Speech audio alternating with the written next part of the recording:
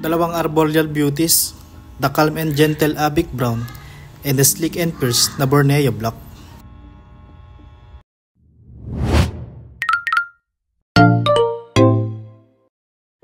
Yo, what's up mga ka-critter? Welcome sa Exo Critter Corner. I-prepare muna natin ang enclosure ng ating Borneo Black. Dahil arboreal siya, dapat mataas ang enclosure.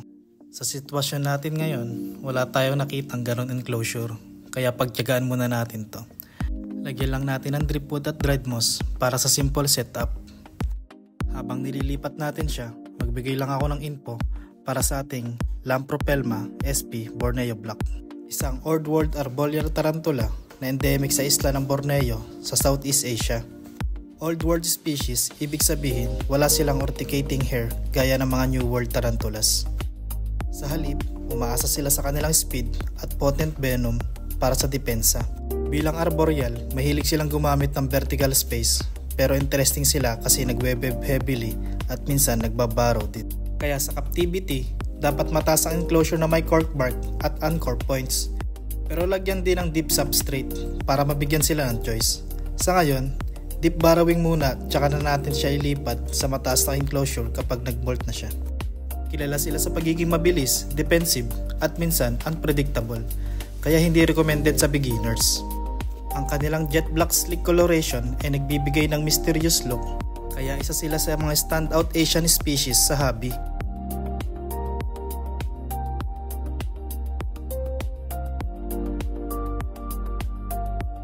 Dumako naman tayo sa isa nating arboreal species, ang Abicularia brownshawnseni.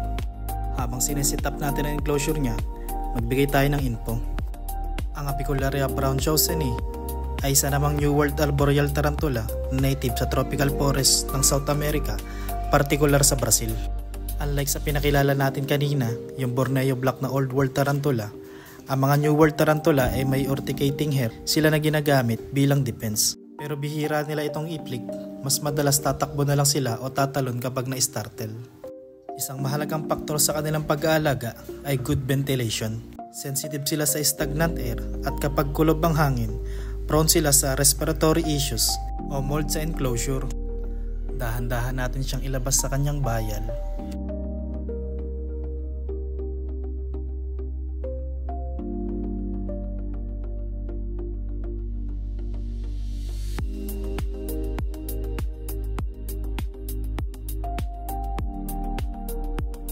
Makikita nyo, habang naglalakad siya sa aking mga kamay, hindi siya aggressive.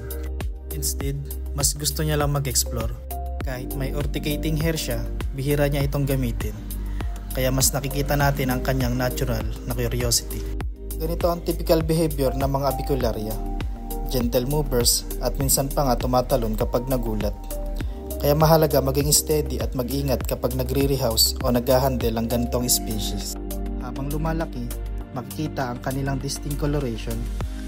Dark body na may pinkish to purplish hair sa mga legs at abdomen. Kaya sila isa sa mga pinaka-eye-catching Abicularia species.